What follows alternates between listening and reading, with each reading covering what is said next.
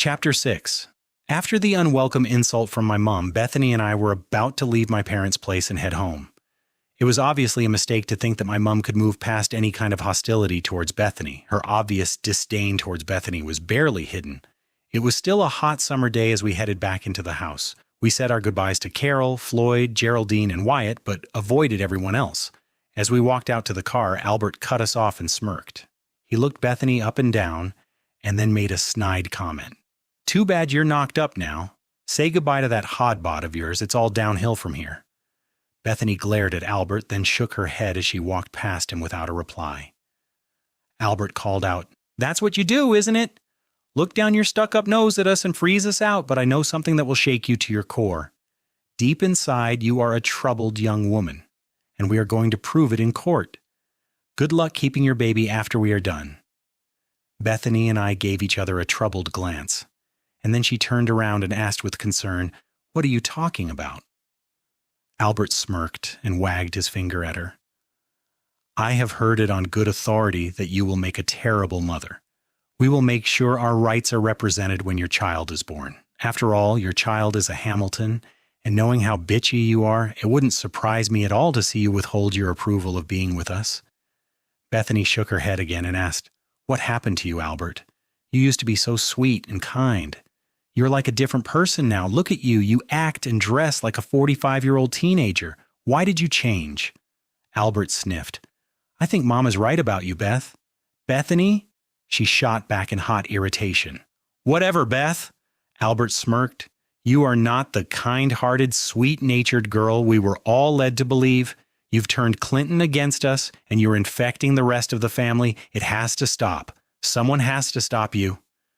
Bethany looked confused. "Stop me from what?" "Freezing us out and dividing this family. We are going after full custody of your child. You better be nice to us, or we won't allow visitation rights." Bethany and I were completely shocked. I asked in an astonished voice, "Are you kidding me? This is some kind of sick joke, right?" Albert was now joined by Devlin Zorn as he put his arm around her and grinned at Bethany. "No joke. Devlin here works for Child Protective Services. She knows a bad mother when she sees one, and you, Bethany, are a bad mother." It was as if we suddenly left reality and entered some kind of diluted universe. This didn't make any sense. Bethany pointed at Devlin and sarcastically said, "You mean to tell me that Morticia, the circus freak here, is qualified to distinguish a bad mother from a good one?" Devlin shot Bethany a contemptuous look and said, "Laugh it up now, Barbie doll, because when I'm done with you in court, you won't be fit to raise rats." On our drive back to Seattle, Bethany and I felt uneasy. It seemed like just another strange attack from my mom, but something sinister was also lurking in the background. A few days later, Bethany was approached by her boss, Mr. Dean. He called her into his office during a lunch break near the end of September. Mr. Dean looked uneasy as he asked Bethany to sit down. Then he called his normally friendly secretary, Mrs. Breggs, to come in and witness the conversation. Suddenly the air felt tense. Bethany asked, "Mr. Dean, is everything okay? Is Clinton all right? Did something happen?" Mr. Dean responded, "Clinton is fine, and as far as I'm aware, your family is okay. This meeting is about you, Bethany. Some information has come to light about your past, and it places our school in a very precarious situation. I am surprised that our screeners didn't uncover this when we hired you, but we know about it now." Bethany was confused. "Know about what? I don't understand."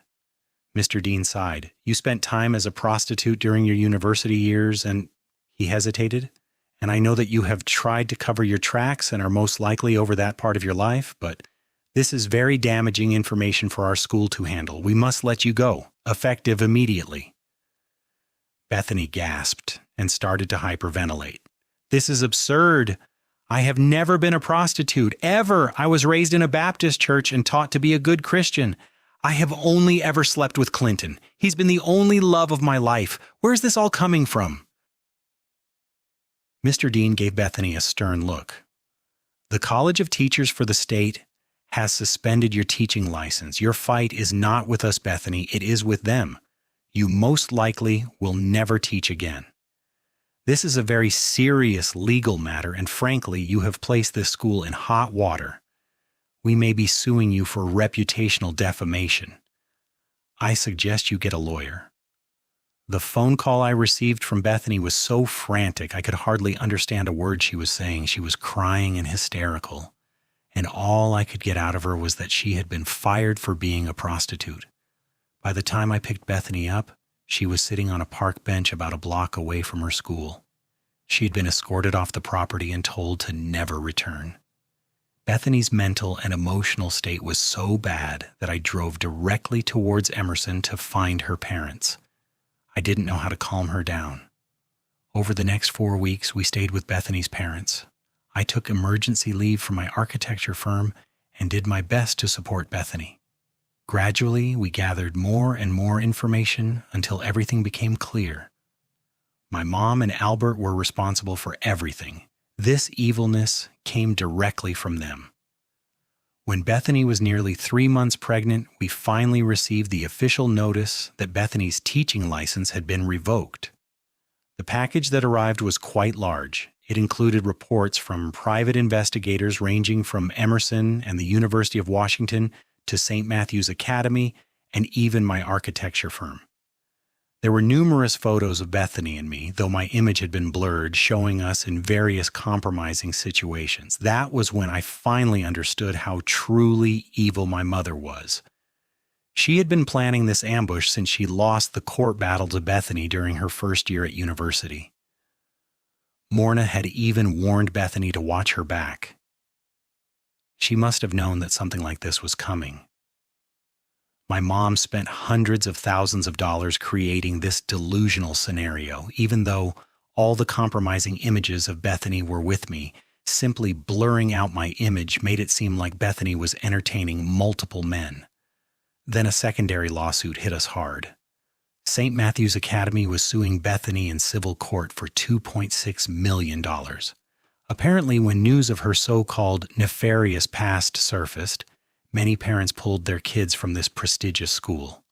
The revenue loss and reputational scandal were enormous. In the 13th week of pregnancy, Bethany miscarried. She spent 4 days in the hospital. I ended up resigning from my job because it was no use holding on to something that was slipping away. Bethany and I were at our lowest points. The fairy tale life was over, and we could barely face anything. We listed our Seattle condo for sale, and it sold within 3 days. We earned a small profit from the sale, but ultimately it didn't matter compared to 2 major lawsuits that could ruin us forever. We moved into Bethany's parents' basement, both unemployed and utterly shattered. I don't even remember how we managed to get through each day. Everything was a blur. Bethany got a job at Fat Freddy's restaurant again. I don't think he needed anyone, but he liked Bethany and felt sorry for her. I got a job mowing lawns for a landscape company. Finally, after a few weeks of existence, I faced Bethany and said, "This evilness is all my fault. You would be living a wonderful life if you hadn't met me. I've destroyed you. My family has destroyed you. I understand if you want me out of the way. They will drop it if we are no longer together." Then, for the first time in weeks, a faint spark lit up Bethany's eyes as she asked, "Do you really believe that, baby?" I slightly smiled. "I still feel warm when you call me baby. And yes, I do believe that." She looked directly at me and asked, "Have you given up on me? Am I too difficult to be with now?" My emotions began to choke me up as I shook my head. "No, I don't want to give up on you, but everything we touch seems to be turning into shit." Bethany smiled. "Yeah, it's a bloody shitstorm, baby. And I can't make sense of why this is happening to us, but we're going to be okay, Clinton, even if I never teach again."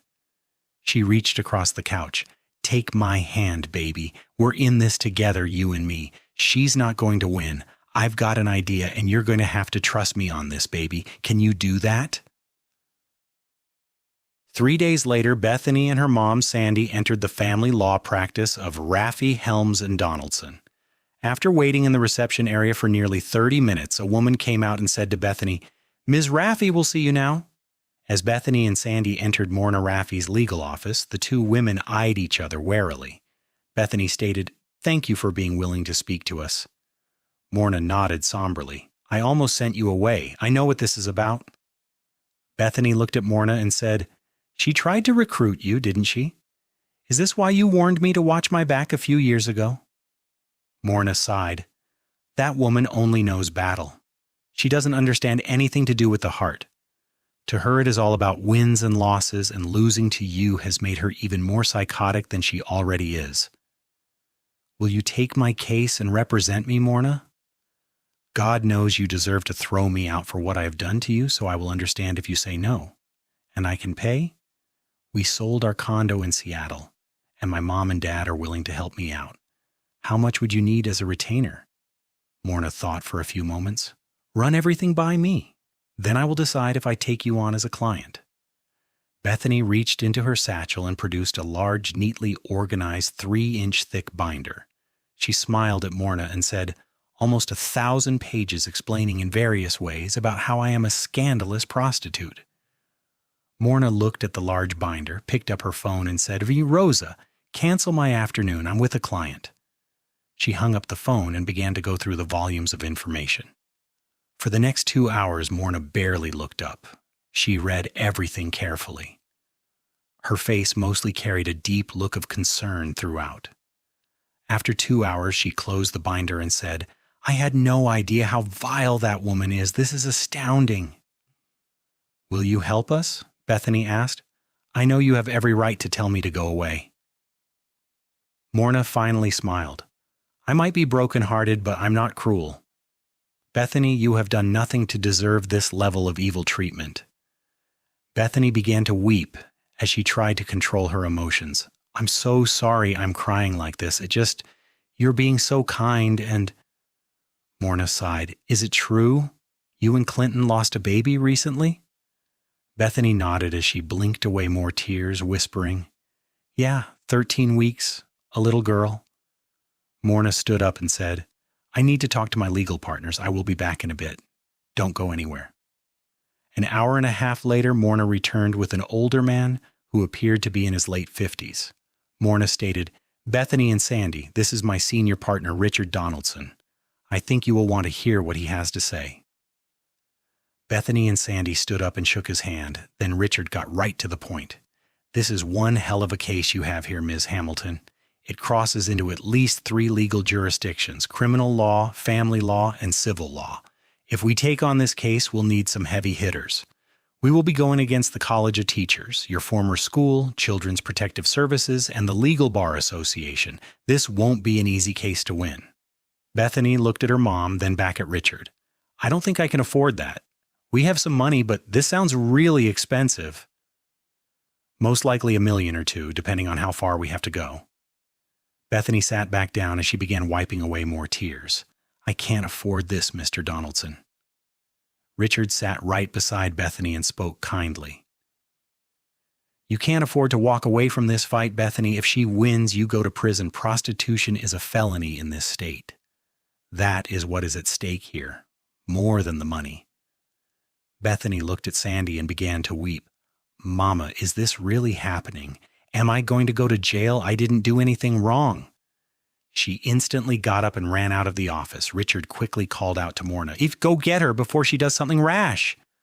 Morna caught up to Bethany as she stood near the edge of a fast-moving river about a block away from the law office. She held out her hand to Bethany and called out, Bethany, we can win this. You have to believe me. We are going to take on your case.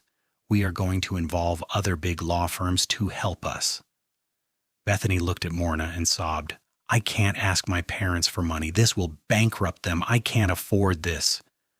Nobody can afford a case like this, Bethany. This is why we are going to represent you for free. If we win this case, it won't just help you, but think of the thousands of women coming behind you who will benefit from this kind of victory. It will help them all, too. Bethany looked at Morna with amazement. You are willing to do this for free? How will you get paid? I know lawyers get lots of money, but not if they do it for free. Morna smiled. We have wealthy benefactors eager to take on a case like this. Don't worry about us, we'll get paid. She began to laugh. Oh, I can't believe I'm even saying this to you, but you are so sweet, Bethany. There are many other kind women like you who get bulldozed over every day by bullies. I am here to stand up for them. I want to stand up for you. As Bethany and Morna returned to the office and stood once again before Richard Donaldson, he said, "When this is all over, we're going to get Ms. Hamilton, Clinton's mother, disbarred. Her behavior here is not only fraudulent, but it also borders on criminal. She is still dangerous right now, but we will defang her when this thing is through." When Bethany and Sandy got back to Emerson and began to explain everything, I was in shock. Morna is going to represent us? It's more than her, baby. It's a whole bunch of people who want to see us win. They are going to do it all for free. Bethany was beaming as she described the turn of events. Over the following days, our lives became even more surreal. Bethany's legal team decided it was worth risking public attention to promote their case. They believed she had the perfect look and credentials to represent their cause. It ended up on the nightly news for nearly 2 weeks. We were watching the Seattle news one evening, and Bethany's firing became the lead story. We were stunned as we watched a bleached blonde woman state, "We opened tonight's news with a leading story, where a young, highly popular kindergarten teacher is in the legal fight of her life." They showed a beautiful picture of Bethany smiling and addressing students at her former school. As she continued, "Up until a few weeks ago, Seattle, Washington teacher Bethany Louise Hamilton was teaching kindergarten children their ABCs when she was hit with a defamation suit, claiming that she was a former prostitute. The College of Teachers, without any evidence to back it up or any investigation of their own, has chosen to revoke Bethany's teaching license. So far, our investigation has found no evidence to support this claim. Bethany was born and raised in Emerson, Washington, and attended the local high school and junior college there. She also regularly attended Emerson First Baptist Church and, by all accounts, was a very morally upright girl. She then attended the University of Washington, where she graduated with a degree in primary education, specializing in kindergarten and grade 1.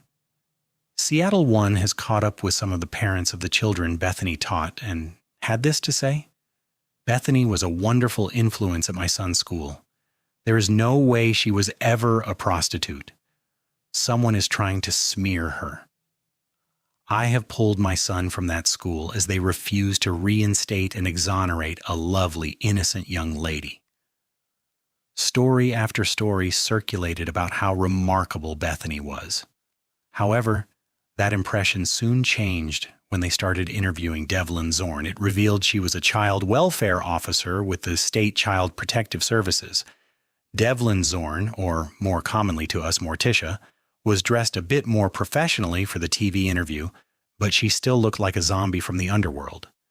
She stated, "Ms. Beth Hamilton is not fit to be around children, and we are going to prove that in court. She has extreme views that are frankly alarming and should not be in the presence of children at all."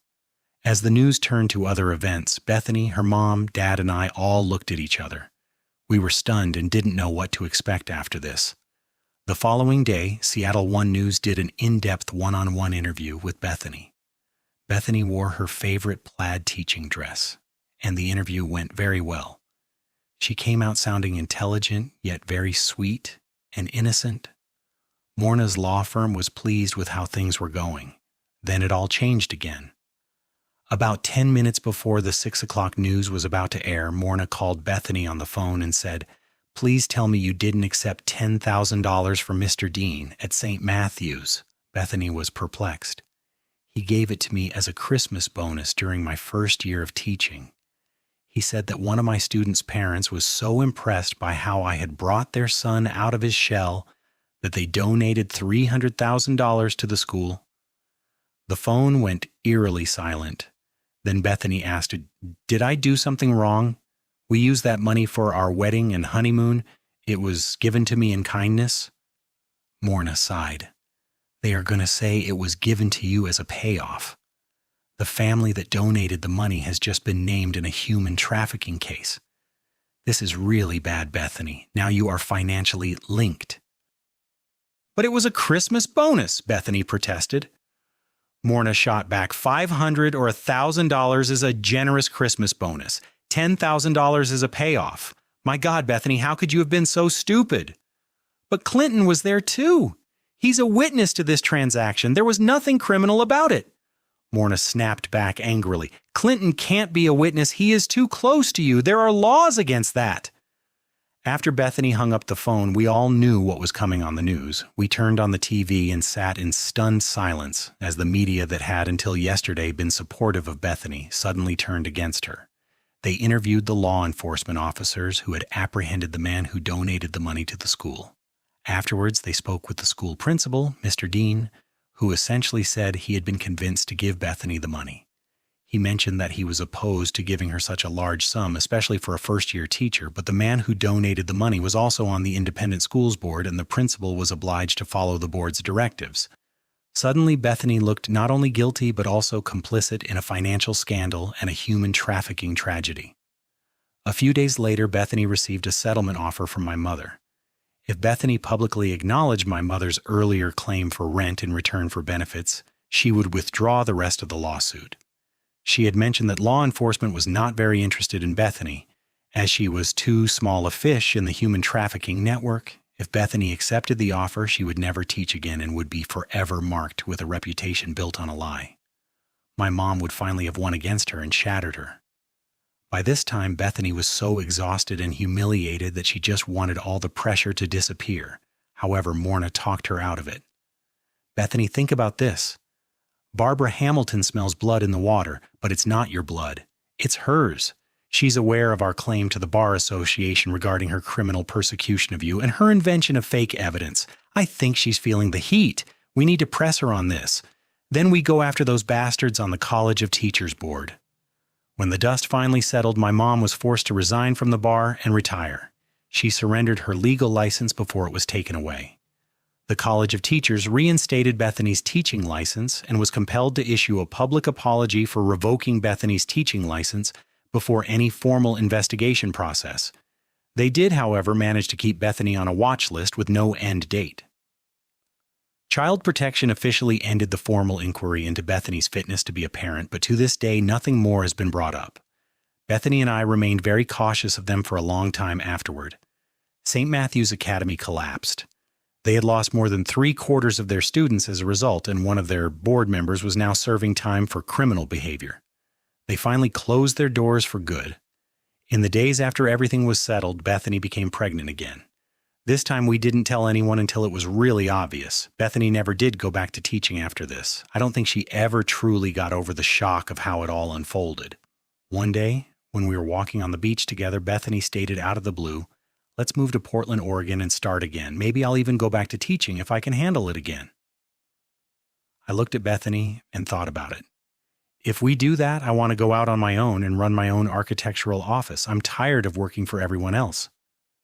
Bethany teased, "You will need a secretary, baby, one who is sweet, kind, and fun to be with. Someone who constantly puts up with you but won't wreck your marriage if you give in to her and get laid." I looked at Bethany with an inquisitive expression. "You and I in business together? That would be kind of fun. What if I don't get any clients?" Bethany shrugged. "You can always mow lawns and I can work at a diner. How bad can it be?" 3 weeks later, we had moved to Portland, Oregon. No prospects, no clients, and a dingy rented storefront office with just enough space in the back room for a double bed and a kitchen stove. But despite the very primitive start, the little business began to grow. Our new clients absolutely loved this tiny boutique-type architectural office, and everyone adored Bethany. She always had coffee and tea available and baked cookies and cakes constantly. By the end of our second year in business, not only were we consistently turning a profit, but we also had saved enough money for a down payment on a modest house in a suburban neighborhood. In Bethany's 6th pregnancy, she was finally successful in carrying our baby to full term. Little Joshua was born, 7 pounds and 2 ounces. He quickly became an absolute delight to our little house, and Bethany constantly brought him into the office. Robert and Sandy, Bethany's parents, visited often and spoiled little Joshua constantly.